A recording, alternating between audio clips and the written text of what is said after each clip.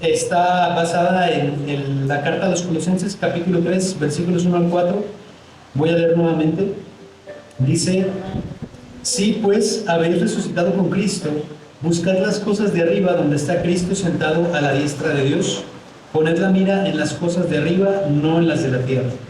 Porque habéis muerto y vuestra vida está escondida con Cristo en Dios. Cuando Cristo, vuestra vida, se manifieste, entonces vosotros también seréis manifestados con Él en gloria. Hemos titulado la predicación del día de hoy: Poned la mira en las cosas de arriba. Y bueno, quiero empezar diciendo que uno de los peligros más grandes para la iglesia a lo largo de toda su historia han sido las falsas doctrinas, ¿sí? Las falsas enseñanzas. Una y otra vez vemos a los apóstoles en la Biblia, especialmente en el Nuevo Testamento, combatiendo estas falsas doctrinas y recordándonos lo que es verdadero, ¿sí? Enseñándonos a reconocer lo que es verdadero de lo que es falso. Estas falsas doctrinas que han sido enseñadas por falsos maestros existían en la época de los apóstoles y en la época de la iglesia primitiva. Existieron a través de los siglos y aún el día de hoy existen y siguen representando un peligro para la iglesia. Esta semana tuve la oportunidad de ver una entrevista, por medio de las redes sociales vi una entrevista que le hacen a Adal Ramones. Todos saben quién es Adal Ramones, ¿verdad? En donde él está dando testimonio de su fe en Dios. Él cuenta cómo creer en Dios ha sido la clave, para él ha sido la clave del éxito, ¿sí? Porque en cada etapa de su vida él dice que ha considerado a Dios y le ha pedido, y Dios, según él dice, le ha concedido lo que desea. Él dice: yo le pedí a Dios tener el show de televisión de mis sueños, y él me dijo, ¡pum!, concedido. ¿Qué más quieres, hijo? También él cuenta, y lo dice llorando, lo dice con lágrimas en los ojos, cómo Dios le proveyó durante la pandemia. Sí, dice, yo no había trabajo, yo tuve que correr con todos los gastos y aún así nunca me hizo falta porque Dios proveyó. Y esto, hermanos, desde luego suena muy bonito, suena muy conmovedor y es muy convincente porque él lo platica llorando. Sí, él está llorando y él está diciendo: yo le doy muchas gracias a Dios porque nunca me ha faltado nada, porque Dios provee, etcétera, etcétera. Y es convincente porque aparte su éxito es comprobable, ¿verdad? ¿Quién pudiera decir que no es una persona exitosa? ¿Cierto? Desgraciadamente, hermanos, en ningún momento él habló de su pecado. Él no mencionó que Dios haya perdonado sus pecados, ni mencionó a Cristo, ni mencionó haber sido salvo por su gracia. Entonces, hermanos, puedo concluir que su fe se basa simplemente en reconocer la existencia de Dios y creer que Dios tiene cierta buena voluntad hacia las personas, ¿no? Como acércate a Dios, cree que Él existe, ámalo y Él te va a dar todo lo que necesitas. Basta con pedirle con fe para que Él nos dé lo que queremos. Y hermanos, enseñanzas como esta abundan el día de hoy, dentro de la iglesia y fuera de la iglesia. Esta semana también he podido escuchar y leer acerca de algunos falsos maestros de la época. No es que yo estuviera buscando eso, creo que Dios me llevó a escuchar, a leer este tipo de información en preparación para la predicación del día de hoy. Y bueno, de inmediato nombres como Joel Osteen o como Cash Luna surgieron, ¿no? Fueron los primeros en aparecer, pero particularmente leí un artículo que hablaba de la biografía de un predicador que se llamó Norman Vincent Peale. Norman Vincent Peale. Peale fue un predicador del siglo pasado que enfocó sus enseñanzas en el llamado pensamiento positivo. Uno de sus libros más famosos comienza con estas palabras, y cito: este libro está escrito para sugerir técnicas y dar ejemplos que demuestren que no es necesario ser derrotado por cualquier cosa, que usted puede tener paz mental, mejorar su salud y tener un flujo incesante de energía. En resumen, que su vida puede estar llena de alegría y satisfacción. Este es el mensaje que un predicador cristiano hizo famoso en el siglo pasado. Sí, si se fijan, en ningún momento mencionó a Cristo, ¿verdad? De hecho, creo que ni siquiera mencionó a Dios. Peale enseñaba que era posible controlar o influir la realidad a través de los pensamientos, que podríamos traer a la realidad lo que deseamos a través de imaginar vívidamente la meta o el objeto deseado, para de esa manera desatar la energía necesaria para traer aquello a la realidad. Básicamente que a través de la mentalidad, a través de tener buenos pensamientos, nosotros podemos traer a existencia aquello que todavía no existe. ¿Le suena familiar? ¿Lo ha escuchado alguna vez? Lo triste, hermanos, es que ese falso maestro influyó grandemente no solo a la iglesia, sino también a la sociedad y en el nombre de Cristo. En 1984 le fue otorgada la Medalla Presidencial de la Libertad por sus contribuciones a la teología, y algunos de los predicadores contemporáneos a él, predicadores prominentes, predicadores reconocidos, le reconocieron a este hermano y fueron influenciados por su ministerio, incluso dentro de la iglesia reformada. Hubo predicadores que tomaron sus ideas, que tomaron sus conceptos y los trajeron a la iglesia, los trajeron a sus propias iglesias locales. Entonces, como pueden ver, las falsas doctrinas siempre han existido y siempre han representado un peligro para la iglesia. Especialmente el día de hoy, nosotros tenemos que tener mucho cuidado con las falsas enseñanzas, porque con los medios de difusión, con las redes sociales, uno puede tener acceso prácticamente a cualquier cosa, ¿sí? Y vemos que muchas ideas que no tienen nada que ver con el cristianismo, que no tienen nada que ver con la Biblia, están tratando de meterse en la iglesia.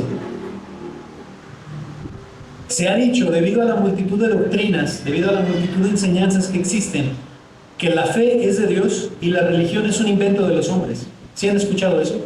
Que dicen, la fe es de Dios y la religión pues es algo que inventaron los hombres.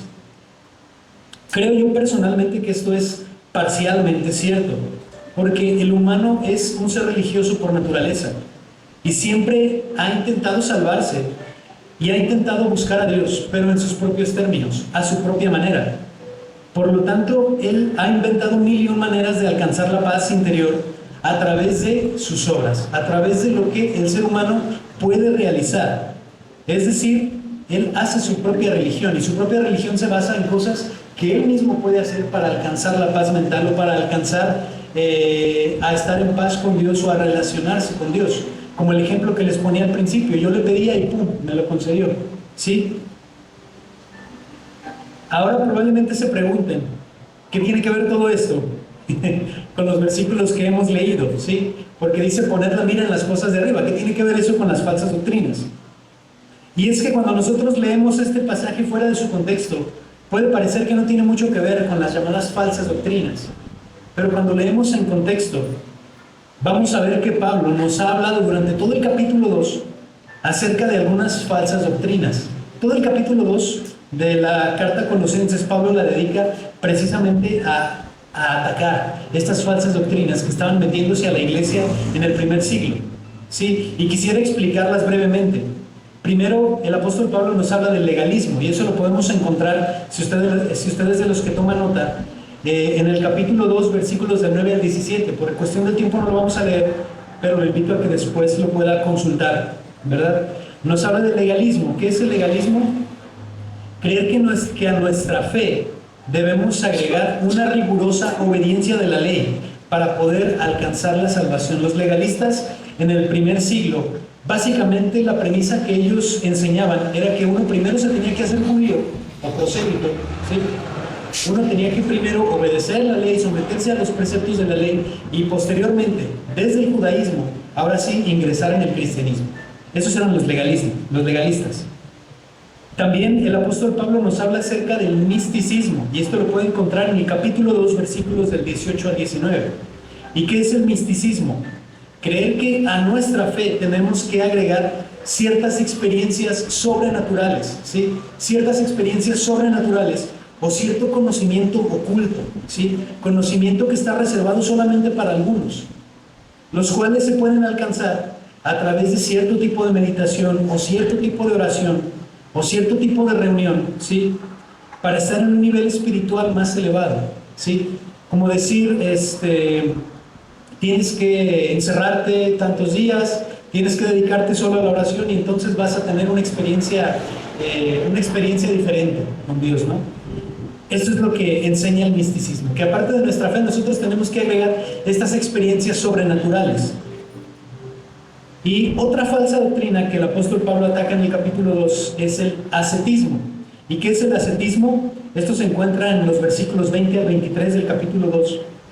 El ascetismo es creer que a nuestra fe tenemos que agregar un duro trato al cuerpo, a través de prácticas como largos ayunos, o abstenerse de ciertas cosas, o privarse de ciertos placeres, o practicar la autoflagelación, es decir, hacerse daño, sí, hacerse daño físico, golpearse, cortarse, etc. O el aislamiento total con tal de alcanzar un nivel espiritual más alto. De ahí proviene esta idea de que para poder alcanzar la paz interior uno tiene que ir y refugiarse en algún monte, ¿sí? Y vivir como monje, vivir aislado, y esto es el ascetismo, que significa tratar de alcanzar un nivel espiritual más elevado a través de tratar de forma dura al cuerpo.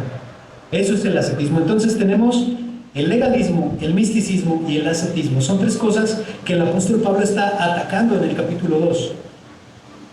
Pero Pablo nos advierte que estas doctrinas lo único que hacen es promover el orgullo humano y generar elitismo dentro de la iglesia, porque va a haber hermanos que a través de estas cosas van a querer siempre sentirse superiores a otros, van a querer siempre sentir que tienen un nivel espiritual más elevado, que han llegado a conocer mejor a Dios, que tienen un conocimiento diferente, un conocimiento oculto.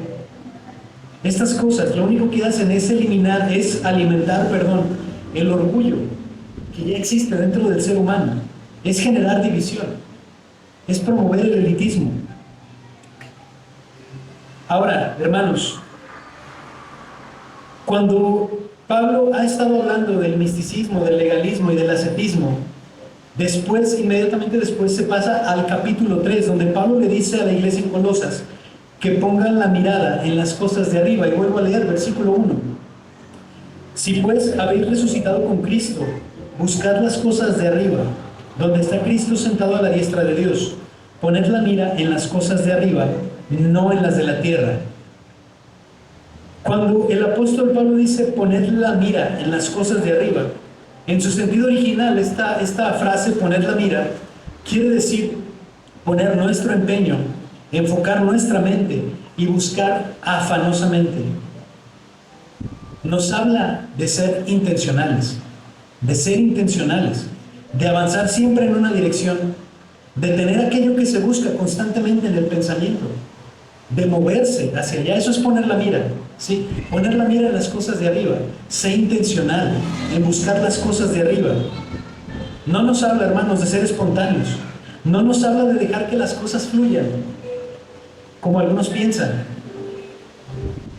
Algunos piensan que la vida espiritual es algo que surge de forma espontánea, ¿sí? Que nosotros no lo tenemos que procurar, que eso es algo que el Señor espontáneamente va a provocar en nosotros y que nosotros simplemente tenemos que seguir viviendo como hasta ahora, y eventualmente va a surgir en nosotros ese deseo, ¿no? Por crecer, ese deseo por avanzar. Pero el apóstol Pablo dice, poned la mira en las cosas de arriba, sean intencionales en buscar las cosas de arriba. Es claro que la vida espiritual es algo que tenemos que procurar, no es algo que va a ocurrir de forma espontánea. ¿Y cuáles son las cosas de la tierra? Dice, poned la mira en las cosas de arriba, no en las de la tierra. Bueno, más o menos podemos entender cuáles son las cosas de arriba, lo vamos a explicar más adelante. Pero ¿qué son las cosas de la tierra? En este contexto, hermanos, se refiere precisamente a las falsas enseñanzas. Se refiere precisamente a estas prácticas que estaban tratando de infiltrarse a la iglesia en Colosas, que estaban diciéndote que tenías que seguir la ley, que tenías que hacerte judío primero, que estaban tratando de decirte que tenías que orar de cierta manera para alcanzar una experiencia sobrenatural, ¿sí? Que tenías que bajar las luces y tener muchos instrumentos aquí al frente y tener un tiempo de alabanza épico, ¿no? Y entonces vas a tener una experiencia sobrenatural y entonces ahí vas a experimentar verdaderamente lo que es la presencia de Dios. Eso es el misticismo de nuestros días. O que te decían que tenías que hacer largos ayunos, que te decían que tenías que flagelarte, que te decían que tenías que aislarte. Pablo les dice, no pongan su mirada en esas cosas, porque eso son enseñanzas de hombres. Pablo ha hecho hincapié en el capítulo 2 de que en Cristo tenemos plenitud en cuanto a la salvación. Si verdaderamente hemos recibido a Cristo, entonces hemos recibido la plenitud de la salvación. No debemos agregar nada más. De hecho, no podemos agregar nada más. Si quisiéramos agregar algo más, equivale a decir que el sacrificio de Cristo no es suficiente, no es pleno. Vamos a leer Colosenses 2, versículo 8.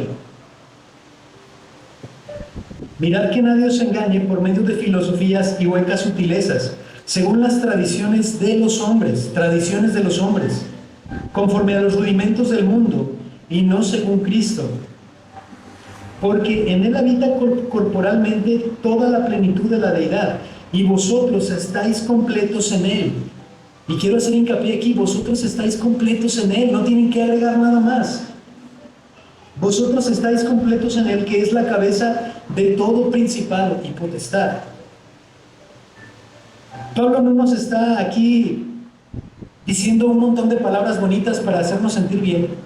Pablo nos está objetivamente diciendo que no necesitamos agregar nada más a nuestra fe, porque si tenemos a Cristo, recordemos que Cristo es la plenitud de la deidad, en él habita corporalmente toda la plenitud de la deidad, y vosotros estáis completos en él.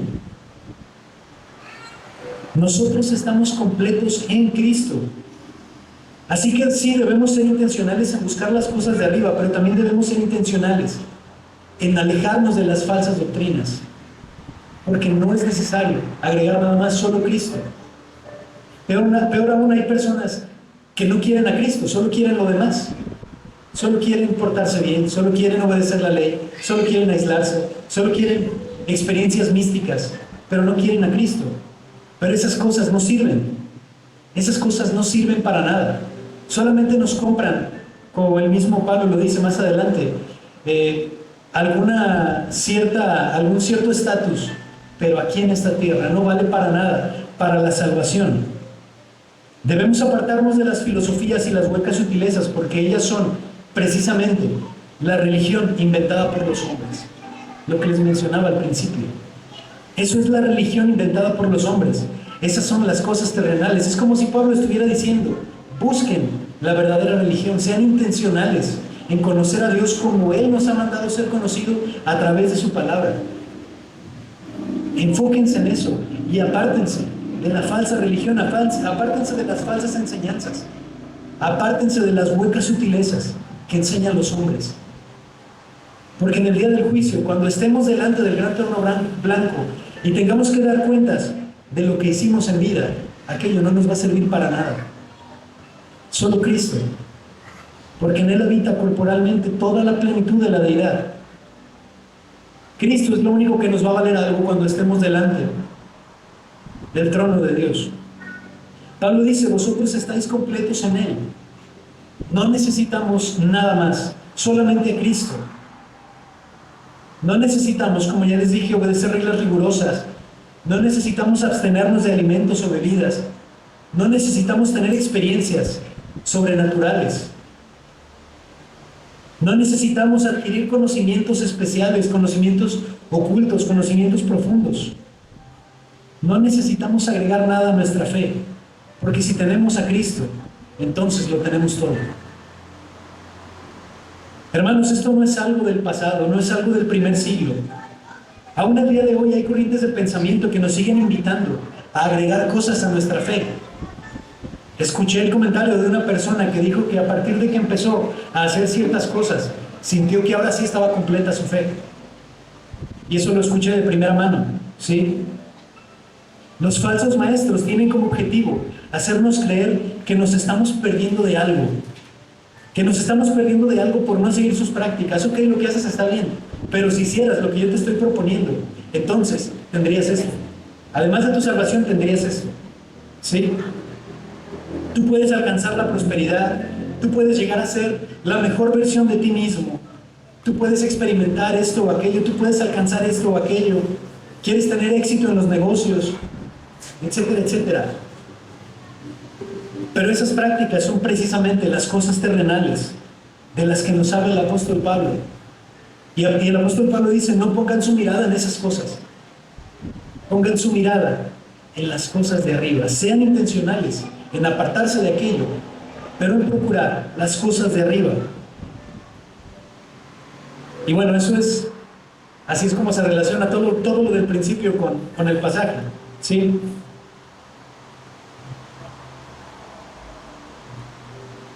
Pero Pablo nos dice que que apartemos nuestra mirada de estas doctrinas de hombres. Él nos dice, pongan la mirada en las cosas de arriba. Y para eso, Él nos da 3 argumentos. Él utiliza 3 argumentos por los cuales nosotros debemos quitar nuestra mirada de las cosas terrenales, de las enseñanzas terrenales, y debemos poner nuestra mirada en lo celestial, en lo de arriba. Y el primer argumento que Él usa es que hemos muerto. Versículo 3, capítulo 3, versículo 3. Porque habéis muerto y vuestra vida está escondida con Cristo en Dios. Cuando estaba estudiando este pasaje, la verdad, me confundí mucho. Porque dije, ¿cómo es posible que en la misma frase Él dice, habéis muerto, pero luego inmediatamente después dice que estamos vivos? Porque habéis muerto y vuestra vida está escondida con Cristo en Dios. Pareciera como una contradicción, ¿no? Están muertos, pero su vida está escondida en Cristo. Bueno, eso quiere decir que en un sentido estamos muertos y en otro sentido hemos sido resucitados y tenemos vida. Para el mundo, los verdaderos creyentes en Cristo están muertos. Y si no me cree, vamos a Colosenses 2:20. Ahí mismo, Colosenses 2:20. Dice, vamos a leer solo la primera parte. Pues si habéis muerto con Cristo en cuanto a los rudimentos del mundo, hasta ahí. Entonces Pablo está diciendo que habéis muerto con Cristo en cuanto a los rudimentos del mundo. Esto quiere decir que en cuanto a la manera del mundo de hacer las cosas, nosotros estamos muertos. Cuando estaba escuchando algunas predicaciones del pastor Sugel Michelin, que hablaba precisamente de estos pasajes, él da un ejemplo que me gustaría también compartir con ustedes. Él dice, bueno, yo estoy casado con mi esposa, ¿sí? Yo estoy casado con mi esposa y para el resto de las mujeres, en mi calidad de soltero, yo estoy muerto, ¿sí? Ya no me puedo casar con nadie más porque ya estoy casado. En un sentido, para todas las mujeres solteras, yo ya estoy muerto.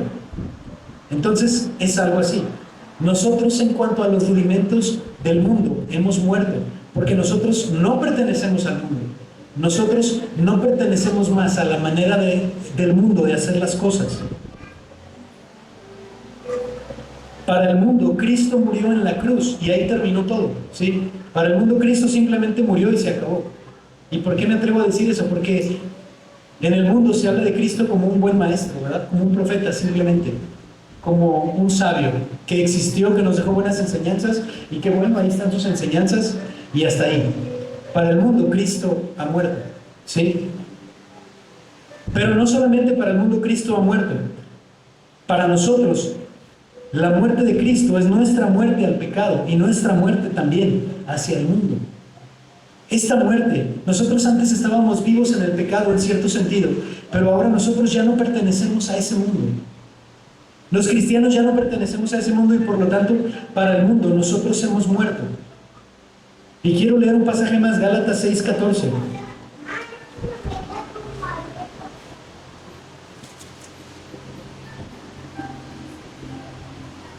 Dice, pero lejos esté de mí gloriarme, sino en la cruz de nuestro Señor Jesucristo, por quien el mundo me es crucificado a mí, y yo al mundo.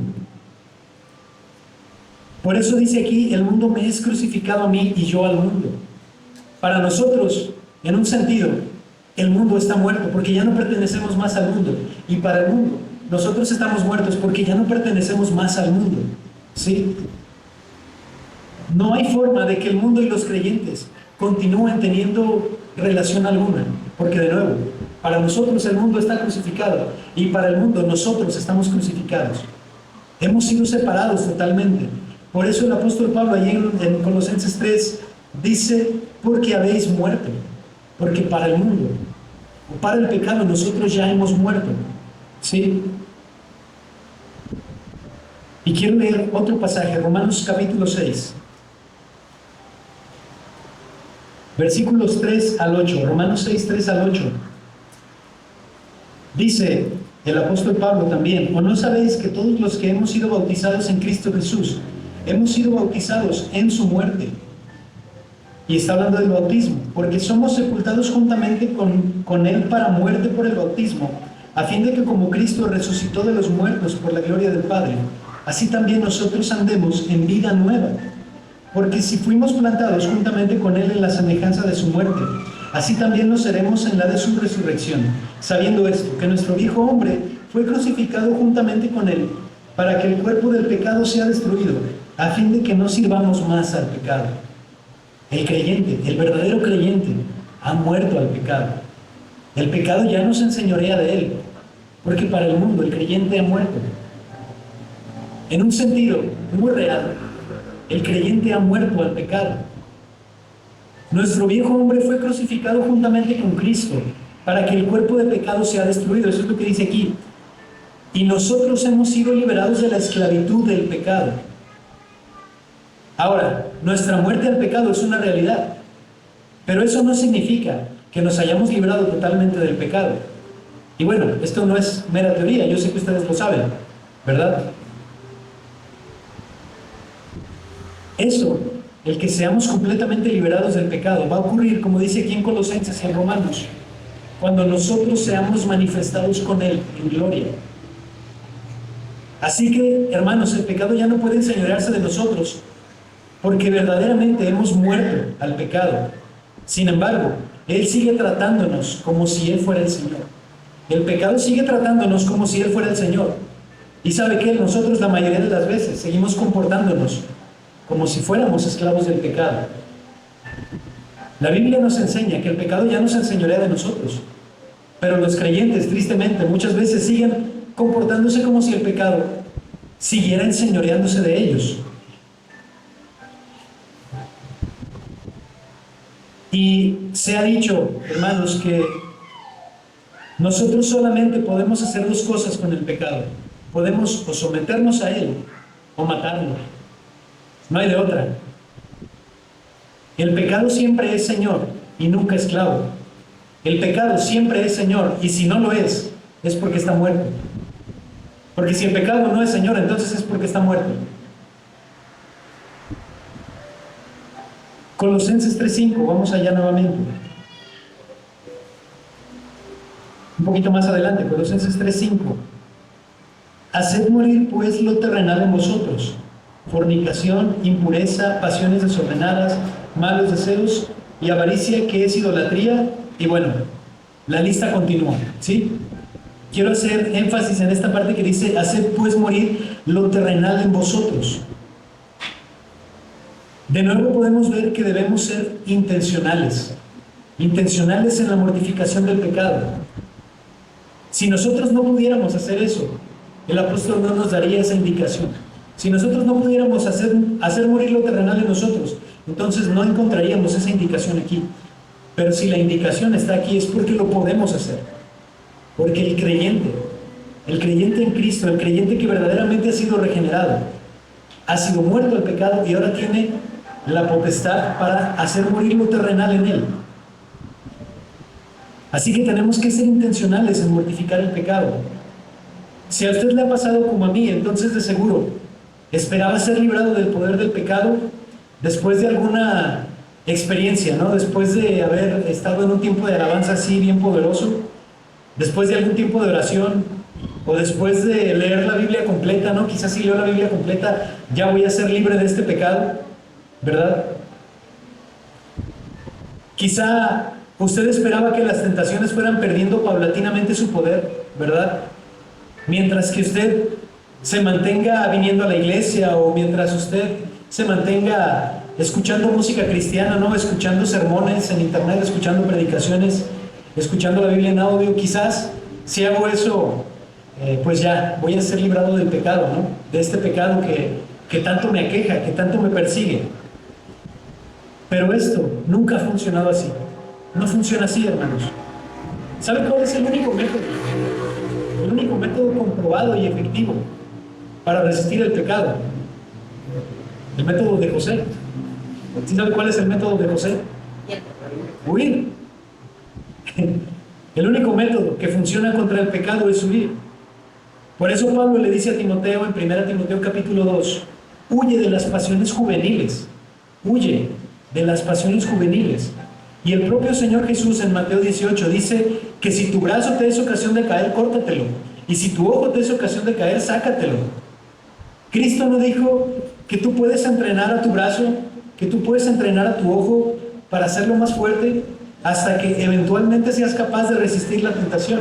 Él no dijo eso. Él dijo, extírpalos. Pero el día de hoy, lo que queremos hacer más bien es entrenarnos, ¿verdad? Entrenarnos, hacernos cada vez más fuertes con la esperanza de que algún día seamos capaces de resistir el pecado, de resistir la tentación, pero esto no es así. Dice el Señor Jesús, córtalo, ¿sí? Extírpalo, apártate de eso. Corta toda relación, corta toda comunicación que tengas con aquello. Así que si lo que te hace caer son ciertas amistades, si tú ya has identificado que cuando te juntas con fulanito, con fulanita, con sutanito, entonces terminas pecando, terminas volviendo a caer en lo que ya habías dicho que no querías hacer, apártate de ellos. ¿Sí? Si son las redes sociales, bueno, desinstálalas de tu teléfono. Si son ciertos libros, regálalos o tíralos o véndelos. Si es una serie de televisión, si es una película, no la veas. Si es tu trabajo, hermano, deja ese trabajo. El Señor Jesús dice que tenemos que cortar con todo aquello que nos representa una tentación, que nos representa una ocasión para caer. Quizás usted piensa que estamos siendo muy extremistas, pero esto es lo que dice la Biblia. Y sí, ser creyente muchas veces va a representar dejar estas cosas. Huye de esas cosas que te están siendo ocasión de caer. No creas, hermano, que puedes entrenarte, que puedes hacerte más fuerte hasta que aquello ya no te afecte, porque créeme, te va a seguir afectando. Creer que uno puede entrenarse hasta ser inmune a las tentaciones es probablemente el error más común del cristiano sincero. Porque el creyente sinceramente quiere acercarse a Dios sinceramente, quiere obedecer a Dios, pero no lo puede hacer porque sigue cayendo en lo mismo. Y eso es porque no ha cortado el tajo, aquello que lo hace caer. Porque seguimos creyendo que simplemente podemos hacernos más fuertes, o que simplemente va a llegar el día en que eso ya no va a ser un problema. Entonces, hemos visto que el primer argumento de Pablo para decirnos que pongamos la mirada en las cosas de arriba es que para el mundo, para los rudimentos del mundo, nosotros hemos muerto. Pero el segundo argumento dice aquí que hemos resucitado con Cristo y nuestra vida está escondida en Él. Porque habéis muerto y vuestra vida está escondida con Cristo en Dios. Esto significa, hermanos, que en un sentido legal, los creyentes ya han recibido nueva vida en Cristo, es decir, tienen vida eterna. Esta nueva vida es el resultado de haber sido resucitados del estado de muerte espiritual en el que nos encontrábamos, ¿sí? En un sentido hemos muerto para los rudimentos del mundo, pero en otro sentido hemos resucitado. Estábamos muertos espiritualmente, pero ahora hemos resucitado en Cristo. Esta nueva vida nos lleva precisamente a buscar las cosas de arriba. Esta nueva vida nos da esa capacidad de buscar las cosas de arriba, pero ya no como un requisito para alcanzar la nueva vida. Y quiero ser muy enfático aquí. No como un requisito para alcanzar la nueva vida. Más bien, porque ahora tenemos esa nueva vida, el resultado es que buscamos las cosas de arriba, no al revés. No nos portamos bien para alcanzar el favor de Dios. Más bien, porque tenemos el favor de Dios, porque Cristo nos ha resucitado, porque hemos sido resucitados a la nueva vida juntamente con Cristo, es que ahora nosotros sí queremos obedecer a Dios, sí queremos buscar las cosas de arriba. Es un resultado de la nueva vida, no un requisito, es un resultado. Esta nueva vida consiste, como dice el comentarista Matthew Henry, en lo siguiente: el creyente, y cito, el creyente no vive ya para su yo, es decir, para sí mismo, sino para Dios en Cristo. Su vida ha pasado de ser egocéntrica, centrada en uno mismo, a ser teocéntrica, centrada en Dios. En realidad es Cristo quien vive la vida divina en él. Como dice Gálatas 2:20, ya no vivo yo, mas vive Cristo en mí. Ya no somos nosotros, es Cristo mismo. Es Cristo mismo el que vive en nosotros, esa vida espiritual, el que busca las cosas de arriba. Entonces, por consiguiente, alguien que no tiene a Cristo no puede buscar las cosas de arriba. Nosotros ahora que tenemos a Cristo, si en verdad tenemos a Cristo, nosotros entonces podemos buscar las cosas de arriba y nosotros podemos buscar agradar a Dios, pero con la base de que ahora tenemos a Cristo. Porque si Cristo no hubiera hecho la obra de regeneración en nosotros, si no nos hubiera dado vida nueva, nosotros no tendríamos la menor intención de buscar a Dios sinceramente, sino solo por interés. De nuevo, yo no me intereso en buscar a Dios solamente con reconocer que Él existe, que por ahí está y que yo le puedo pedir, y qué bonito siento porque yo amo a Dios. Sí, pero Cristo dijo: si me amáis, guardad mis mandamientos. Eso es buscar a Dios por interés, y eso no es la nueva vida. El tercer argumento que usa Pablo para exhortarnos a poner la mira en las cosas de arriba es la vida futura. La vida futura que ha de manifestarse en nosotros cuando Cristo se manifieste. Y esto lo dice en el versículo 4: cuando Cristo, vuestra vida, se manifieste, entonces vosotros también seréis manifestados con Él en gloria. En un sentido muy real, hermanos, poseemos nueva vida en Cristo, pero esa vida no ha sido manifestada en plenitud. Yo les mencionaba hace un momento que era un término legal. Legalmente nosotros ya pertenecemos al cielo, ¿sí? Pero esa vida no ha sido manifestada todavía, dice el mismo Pablo. No se ha manifestado todavía lo que hemos de ser. Será manifestada cuando Cristo se manifieste, es decir, en su segunda venida. Entonces nuestros cuerpos, dice la palabra de Dios, serán hechos conforme al cuerpo glorioso de Cristo. Filipenses capítulo 3. Filipenses 3 del 20 al 21. Dice: mas nuestra ciudadanía está en los cielos, de donde también esperamos al Salvador, al Señor Jesucristo, el cual transformará el cuerpo de la humillación nuestra, para que sea semejante al cuerpo de la gloria suya, por el poder con el cual también sujetar a sí mismo, con el cual puede sujetar a sí mismo todas las cosas. Hermanos, nosotros ya tenemos nuestra ciudadanía en el cielo. Ya están arreglados los papeles de la residencia. Pero lo que hemos de ser se manifestará hasta el día en que Cristo vuelva. Y entonces sí, el pecado ya no va a tener más poder en nosotros. Y ese cuerpo que hemos de recibir, ese cuerpo glorificado semejante al de Cristo, ya no va a ser compatible con el pecado. Y entonces sí, ya no habrá más llanto, ya no habrá más tristeza, ya no habrá más dolor, porque ya no habrá más pecado.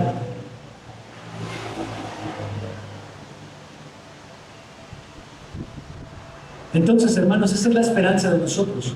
Y por estas tres cosas, nosotros no debemos ir detrás de las diversas enseñanzas humanas, como tratando de completar nuestra fe o como creyendo que nos estamos perdiendo de algo, que estamos incompletos, ¿sí? O que hay muchos caminos que todos nos llevan a Dios. No, el apóstol Pablo nos dice que busquemos la verdadera religión, que pongamos la mirada en las cosas de arriba, porque hemos muerto al mundo, porque hemos recibido nueva vida en Cristo y porque un día hemos de recibir ese cuerpo glorificado, que ya no es más compatible con el pecado, y hemos de recibir todas esas promesas que esperamos, toda esa esperanza que hemos aguardado durante tanto tiempo, que ya no haya más tristeza, que ya no haya más dolor, que podamos ver a Dios tal como Él es, que lo podamos ver cara a cara. Cualquier doctrina, hermanos, que no pone a Cristo en el centro, no es más que huecas sutilezas que provienen de las entrañas del ser humano. No es más que un intento por reunir las piezas de una taza que ha sido completamente rota. Un esfuerzo por alcanzar la eternidad, por alcanzar la paz, sin considerar a quién gobierna la eternidad y sin considerar a quién es el que da la verdadera paz. Pero nosotros, hermanos, debemos aferrarnos a la palabra de Cristo y perseverar en ella. Algunos creen, hermanos, que el Evangelio es lo más básico y que conforme avanzan en la vida espiritual van necesitando de algo distinto, de algo más profundo, más complicado. Quieren aprender la escatología, la angelología, la demonología y todo lo que termina en logía, ¿no? Y cosas así.